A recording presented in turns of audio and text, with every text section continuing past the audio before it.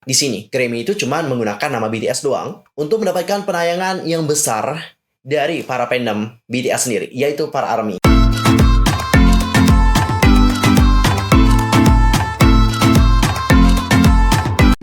Hai guys, I'm Mr. Kim. Welcome back to my channel. Nah, gimana kabar kalian hari ini? So fine, so good, nothing problem, no kan ya? Dan buat kalian semua nih yang punya problem, keep fighting ya guys, don't give up. Nah, for this time kita akan membahas tentang topik-topik yang menjadi topik perbincangan hangat di kalangan para K-popers. Untuk kali ini ada 3 topik. Yang pertama adalah mengenai laporan dari media Korea Utara yang menyebutkan bahwa para idol K-pop, misalnya nih seperti BTS dan juga Blackpink, itu katanya diperbudak. Yang kedua adalah mengenai Lily Film The Movie yang sempat diblokir dari YouTube. Why? Dan yang terakhir adalah mengenai BTS yang kembali mendapatkan rasisme. Tahan dulu sebelum kita bahas bersama-sama. Pastikan dulu guys untuk bantu perkembangan channel aku supaya menjadi channel K-pop terbesar dengan informasi seputar dunia per-K-popan yang pastinya terlengkap dan juga ter-up to date. Kalian bisa langsung subscribe, bunyi loncengnya, seperti juga buat like and comment serta share juga kepada teman-teman K-popers yang lain.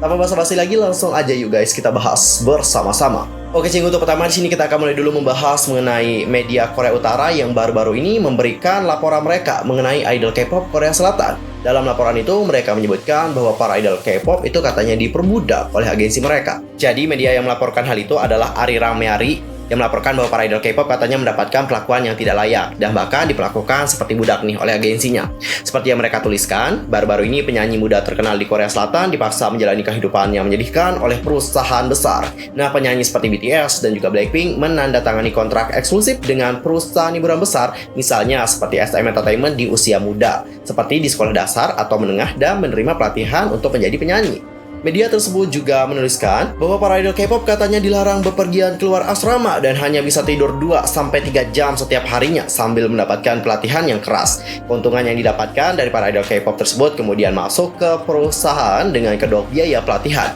Mereka juga melanjutkan bahwa banyak penyanyi wanita yang mengalami penghinaan dan pelecehan di bawah proses pelatihan yang keras, dan mereka juga kerap kali dipaksa untuk melayani para politisi dan pengusaha.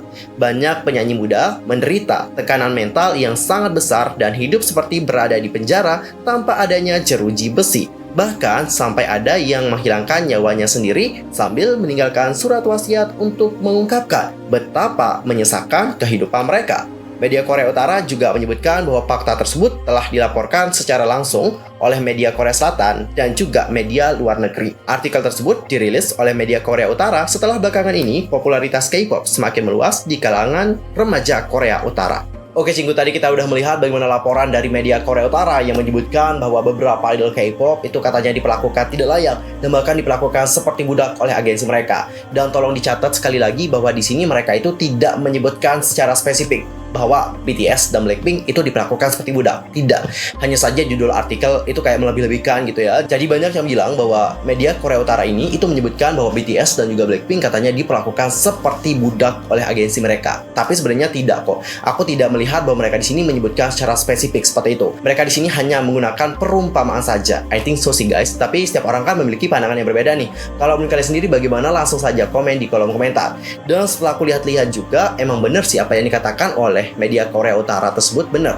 Karena banyak sekali agensi-agensi yang memperlakukan para artisnya seperti budak. Salah satu contohnya adalah seperti apa yang kita bahas kemarin mengenai apa yang terjadi pada Stellar, BAV, dan artis-artis dari TS Entertainment lainnya. Benar nggak? Dan mereka di sana memang diperlakukan seperti budak. Mereka disuruh seperti ini, mereka disuruh seperti itu. Bahkan ada juga yang kerap kali dipaksa untuk melayani para politisi dan juga pengusaha hingga akhirnya dia ini mengakhiri hidupnya sendiri. Salah satu contohnya adalah apa yang terjadi dengan Chang Ja-yeon. Dan menurut aku alasan dari media Korea Utara untuk menuliskan hal tersebut adalah supaya para remaja yang berada di Korea Utara itu tidak terlalu mencintai K-pop, apalagi terobsesi untuk menjadi idol K-pop. Kayaknya sih ya guys, karena sekarang kan seperti yang kalian tahu dunia per-K-popan itu makin meluas dan juga meluas, dan bahkan sampai ke Korea Utaranya juga. Jadi mereka di sini mungkin ya mau ngebuat pandangan dari para remaja di sana supaya tidak terlalu over banget ke K-pop seperti itu ya, sehingga mereka pun menuliskan hal seperti ini. Tapi kalau disebutkan bahwa BTS dan juga Blackpink diperbudak, kayaknya sih nggak tepat ya.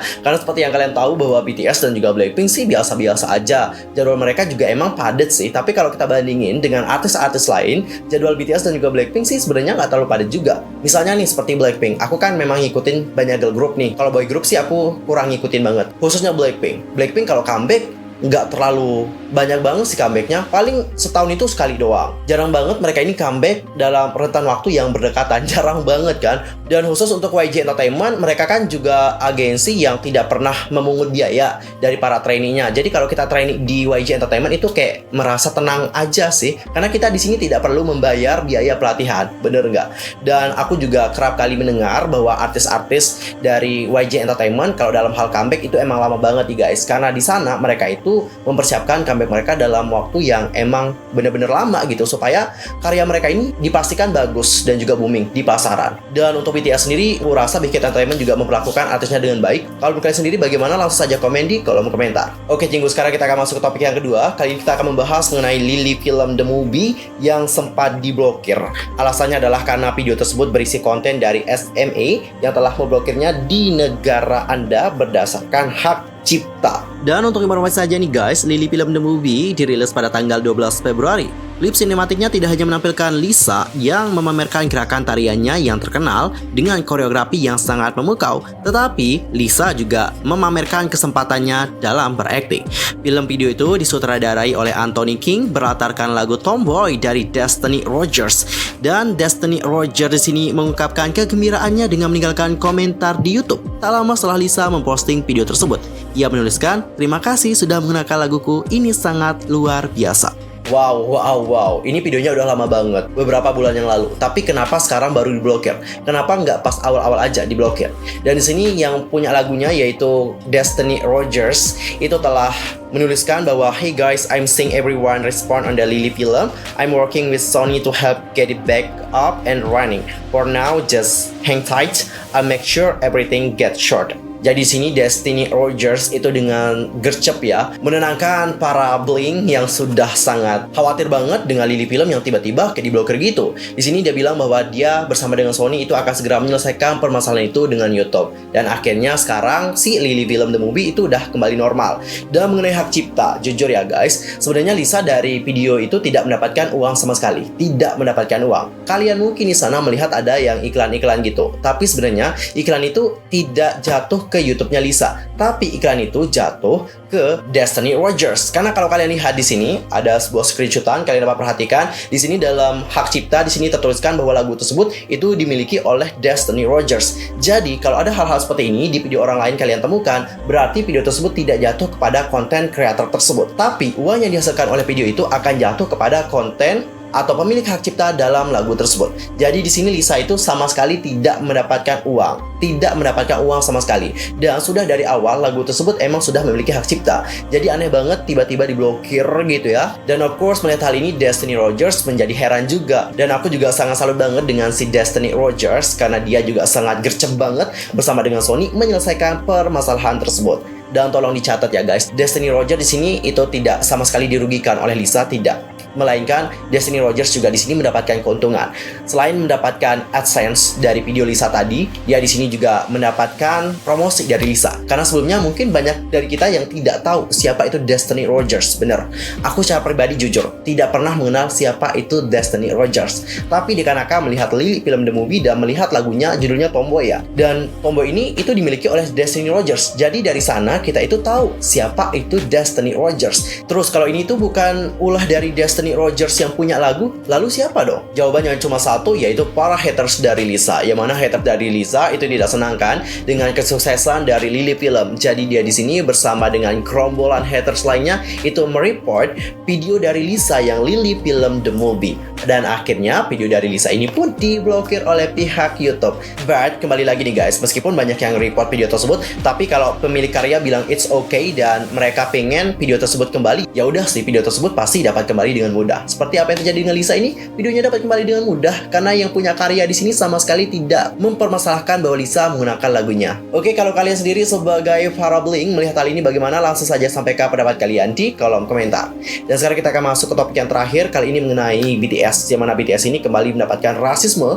Nah, BTS baru-baru ini diduga menjadi salah satu korban rasisme perusahaan besar dan ternama di Amerika. Namanya adalah Topps Company. Jadi seperti yang diketahui, BTS beberapa waktu lalu menjadi artis Korea pertama yang menembus masuk nominasi dalam ajang penghargaan paling bergengsi di industri musik dunia, yaitu Grammy Award. Meski sudah berhasil masuk nominasi dengan lagu hits mereka, Dynamite BTS terpaksa pulang dengan tangan kosong setelah kalah dari Lady Gaga featuring Ariana Grande dengan lagu mereka Rain On Me pada kategori Best Pop Duo or Group. Jadi kegagalan BTS dalam membawa pulang trofi pada acara Grammy itu membuat topik yang sangat panas banget saat itu, terutama dengan media. Banyak sekali media-media itu menyebutkan bahwa BTS ini gagal gitu membawa pulang trofi. Jadi mereka ini kayak seolah-olah senang kalau BTS itu gagal.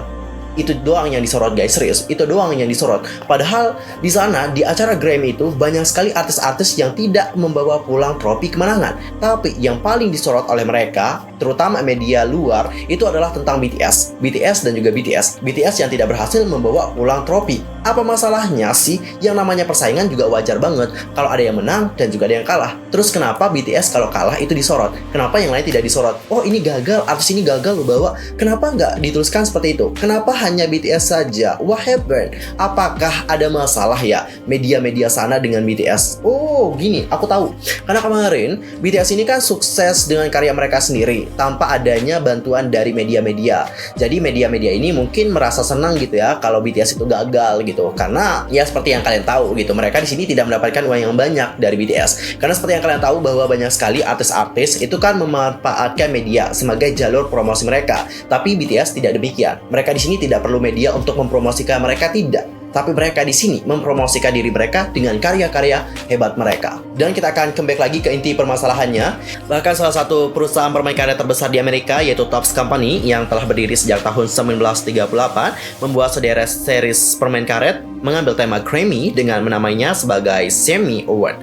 Nah, perusahaan kemudian merilis sederet poster ilustrasi dari permain karet mereka untuk masing-masing artis yang menjadi nominasi. Dan yang paling menarik perhatian adalah BTS. Namun berbeda dengan poster ilustrasi untuk artis lain yang digambarkan dengan baik, poster BTS yang diberi judul BTS Bruisers memperlihatkan ketujuh member yang digambarkan sebagai tikus tanah dalam permainan seperti Watch Mall. Dan yang membuat kita sebagai para penggemar menjadi berang dan juga sangat marah adalah bagaimana mereka di sini menggambarkan mimik wajah dari para member BTS. Di sini digambarkan sebagai sosok yang sangat ketakutan dan juga bersembunyi dari orang-orang yang akan memukul mereka dengan piala Grammy Award. Dan hal ini pun membuat banyak netizen, terutama K-popers, nggak cuma ARMY doang, di sini mentrainingkan hashtag Racism Not Comedy di tengah trainingnya hashtag Stop Asian Hate. Yang mana Stop Asian Hate ini itu juga lagi training nih guys, dan juga menjadi topik perbincangan hangat setelah adanya kasus pembantaian yang mengakibatkan 8 orang meninggal dunia, dan 6 orang dari 8 yang meninggal dunia tadi itu merupakan perempuan keturunan Asia.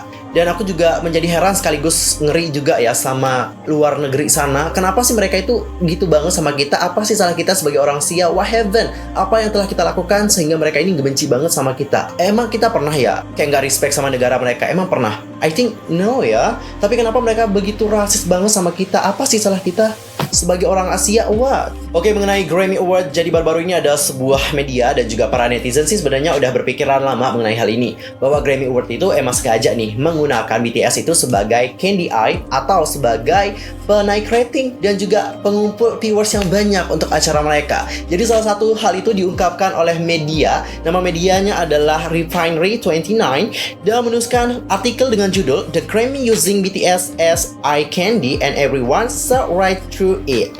Grammy tidak hanya terus menggoda kinerja BTS selama 3,5 jam waktu tayang, tetapi juga digunakan sebagai promosi gratis untuk penghargaan tersebut. Dan artikel tersebut juga mengkritik bahwa ini adalah situasi yang membuat frustasi karena sayangnya ini bukan pertama kalinya BTS dan penggemar mereka digunakan untuk menggambarkan bola mata atau digunakan sebagai eye candy.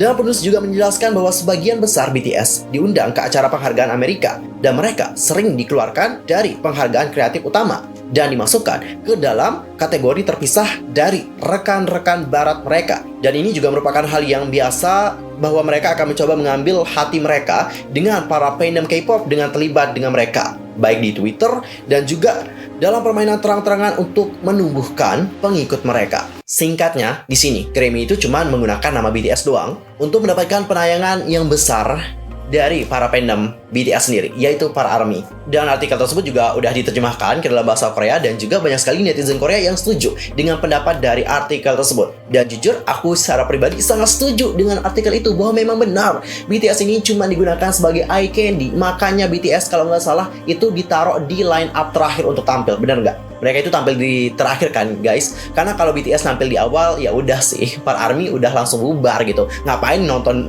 Grammy lagi gitu ya? Karena tujuan mereka nonton Grammy ya udah sih nonton BTS doang gitu, nggak ada yang mau ditonton lagi, bener nggak? Mungkin ada yang ditonton lain, mungkin ada, tapi tujuan utama kalian di sini adalah nonton BTS gitu. Kalau BTS-nya nampil di awal udah selesai gitu, yang nonton pasti nanti sedikit gitu.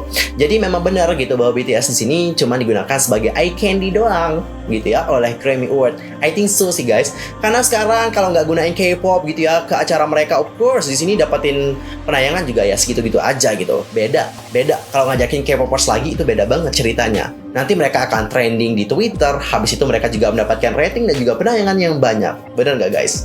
Oke, kalau kalian sendiri sebagai netizen, terutama para ARMY, melihat hal ini bagaimana? Langsung saja sampaikan pendapat kalian di kolom komentar. Oke, Cinggu, sekian aja untuk hari ini. Aku mohon maaf kalau ada kesalahan baik dalam ucapan, sikap, tindakan, dan sebagainya. I'm so sorry banget. Dan mungkin ada kesalahan informasi. Silahkan koreksi aku dengan cara komen di bawah. See you next time di video berikutnya. Thanks for watching. Annyeong. Gamsahamnida.